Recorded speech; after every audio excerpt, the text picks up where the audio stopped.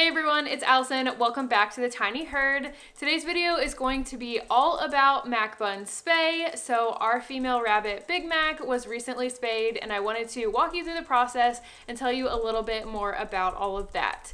Before we jump in, I'm sure you can hear we have our new little ratty friend who has not been introduced yet, making some noise in the background, so you'll probably hear him and see his little acrobatic. So hopefully that's not too distracting. He will be introduced soon, but let's go ahead and talk about Mac Bun. All right, so first off, wanted to talk about why we even got her spayed. So I am a big believer in pretty much getting all rabbits fixed, spayed or neutered. It is better for their health. It can help with behavior issues. So we definitely wanted to get her spayed, especially with females. It can help reduce the risk of like cancers and other health issues with their reproductive systems later on in life. So it's something that we wanted to get done regardless. But another reason we wanted to go ahead and get her spayed now is because we are going to attempt to bond her with our two existing bunnies, Mike and Andy. So I'm going to make a long story kind of short, but Mike and Andy, if you have been following my channel, were a bonded pair of males that when we brought Mac into the house, they ended up being able to smell her, got in a little bit of a fight, and they have been separated since then. So because of that, we have decided we are going to try to bond all three of them together in the brand new pet room in a totally neutral space, which you guys will get a video and all the updates on that when it happens. To get that process started, we needed to go ahead and get Mac spayed because, again, it's just healthy for all bunnies to be spayed or neutered, and we wanted all of them to be fixed, all the hormones to be calmed down, all of that before we tried bonding. The two bunnies I already had, Mike and Andy, both were neutered before I even adopted them, so I didn't have to worry about that. But since we rescued Mac, we went ahead and spayed her ourselves. So now we have that process started. So hopefully in a couple of months, we will be able to start the bonding process. For the spay, we used our normal vet. So we have a regular vet that we take all the animals to, and she does surgeries as well. So we didn't have to travel or anything like that with her. It's just like 30 minutes to that vet's office from our house. So that was really easy. Dropped her off day of, they do the surgery in the morning, and then Pig Dad was able to go and pick her up in the afternoon after she had kind of woken up and recovered a little bit. So the process at my vet's office is you drop off in the morning between like 7 and 8 o'clock, and then the actual doctor will call you either during or right after the procedure.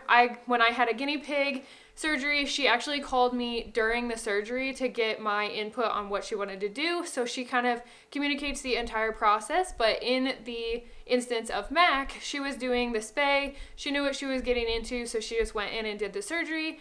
Called me in late morning and let me know that Mac did really well. She came through the surgery just fine. And then they were working on waking her up at that point. So they were like, give us a couple of hours. She's not eating or moving around much yet since she just woke up. So we knew we were going to pick her up later in that afternoon, which is what Pig Dad did. So today was surgery day for Miss Mac Bun. You can see she is a little bit out of it.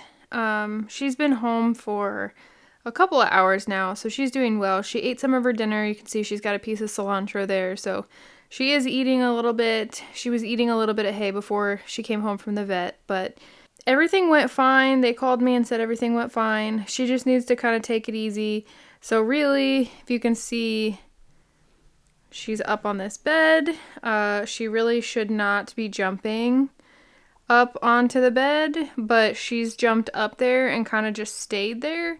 So I'd rather her be comfortable, and I'm sure it's softer up there. So as long as she's not like, being all wild and crazy, I don't want her to mess with her stitches or anything like that. So she's doing all right. We're just going to make sure she keeps eating. I'm going to give her some critical care tonight, make sure she gets something going in her stomach. But she's used her litter box, so she is pooping. She seems to be overall just kind of sore and groggy and a little bit tired. So we're just letting her recuperate. We did also get her room super clean for her surgery. Clean litter box, clean pads, everything all vacuumed up because, we don't want her to get any type of infection or anything. She has pain meds and all of that she's on, but we're going to check her incision every day and make sure she's doing good. But overall, she's doing well. I'll give you guys an update probably like tomorrow, show you giving her her medicine and all of that. Good morning. Are you ready for the day? Come here, baby. Oh my gosh. You're like a little tornado. Hello. Come here. You want your Good Lord. Calm down. You're feeling good today, huh?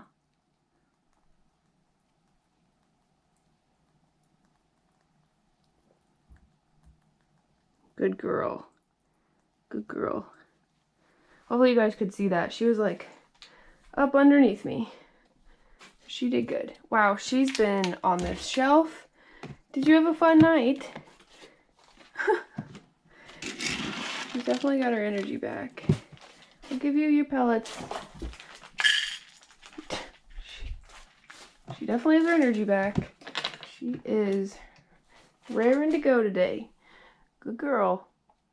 Good girl. The vet did tell us in the case of Mac that she had a little bit more like fat around her organs, I guess is how she described it. She's not like a fat bunny, but it's just like kind of how her body composition is. So the vet ended up having to do more internal stitches than she expected, and that can cause a little bit more pain. So in the case of Mac, she actually gave us 2 doses of like a higher pain med to give her the day of surgery, just in case she seemed like she was just like really out of it in a lot of pain.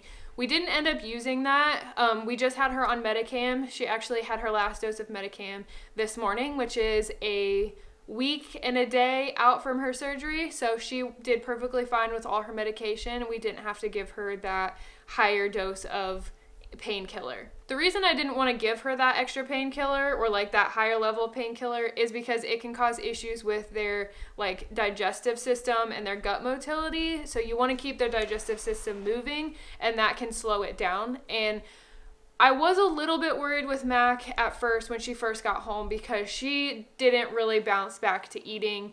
When it comes to small animals like rabbits and guinea pigs, getting them eating is really, really important, but it's also the hardest part after surgery usually because they're just not feeling very good. So she didn't really get back to normal eating for probably like 24 hours.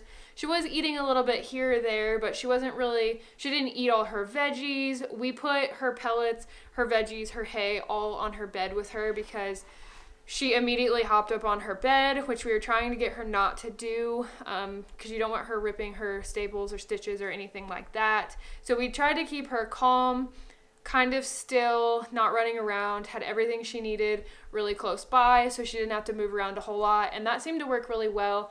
She rested a lot for the first 24 hours, and then she kind of started to get her energy back and kind of came back. And at this point, like I said, a week later, she is totally back to normal. All her energy levels are back. She's eating all her food, so she's doing really well. When it comes to surgeries with bunnies, the things I would say to have prepared are recovery food, definitely painkiller. Your vet should give you painkiller, so definitely have that on hand and know how to give it to your bunny. Sometimes bunnies can be kind of hesitant to take medication, and they're a lot harder to syringe things to than guinea pigs are. So I have a couple tricks for giving medication to rabbits, which I luckily didn't need for Mac. She was okay. Animals seem to really like Medicam, so usually Medicam I can get away with just giving.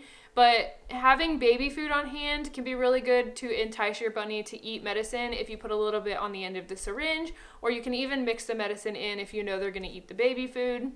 I always make sure I have plenty of hay, I have their favorite pellets, I'll have their favorite veggies on hand, all of the things that will try to entice them to eat. And then something that I always have now that I really, really, really like having is Sherwood Pet Health Appetite Restore. I love this stuff. I have used it so much. It's great for guinea pigs that won't eat after surgery, bunnies that need a pick-me-up. You can use things like Pedialyte, but this Appetite Restore stuff is safe and healthy for small animals, and it's banana flavored, so they like it, and it has worked great. We gave a ton of this to Mac in the days after to keep her energy up, to give her that little boost she needed, and it also helped to restore her appetite. So that was definitely something that I was really glad I had on hand. So at this point, Mac is coming through her surgery just fine. She's healing up. She actually goes a week from now. Well, today is Thursday. She will be going on Tuesday to get her staples out, and she'll be pretty much healed up at that point. We do have 6 weeks after spay before we can attempt bonding. That is kind of the time frame that is recommended. We don't have to worry about babies or anything because the boys are already fixed, but that gives it time for all the hormones to calm down and her to kind of regulate her body again. So it'll be at least 6 weeks. We also have the timeline of having our pet room finished because I'm not going to do any bonding until we have that fresh room. So that is kind of the timeline we are looking at. If you are waiting for the bunny bonding, it's going to be a couple of months, but we're doing great with healing on Mac, and she came through her surgery just fine. So hopefully that is a fun little update for you guys. I always get anxious about surgeries, so I am glad that she came through it just fine and she is back to being her normal self. So thank you guys so much for watching. I hope you enjoyed today's video and learned a little bit more about the process of when you get a bunny spayed. Let me know if you have any questions or comments down below. Any relevant links will be down in the description box, and I will see you guys in my next video. Bye!